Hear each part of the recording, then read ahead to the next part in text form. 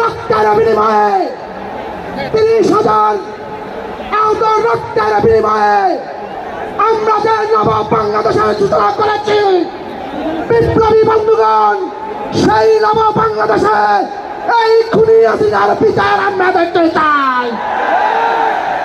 বিপ্লবী বন্ধুগণ, আজকে আমরা দেখতে পাচ্ছি যে বিভিন্ন মাধ্যমে যারা এই 15 বছরে আমাদেরকে বিভিন্নভাবে রক্ত তুলে খেয়েছে, তাদেরকে বিভিন্ন গোষ্ঠী শেল্টার দিতে চায়।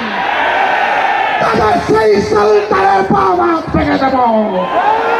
বিপ্লবী বন্ধুগণ, আমরা বলতে চাই, আমরা তার স্বাধীনতা অর্জন করেছি।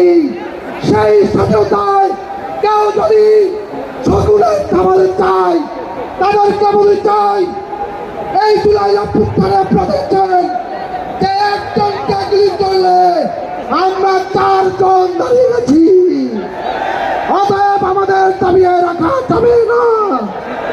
বিপ্লবী বন্ধুগণ, নতুন সংবিধান গঠন করার মধ্য দিয়ে এই বিপ্লবের সফল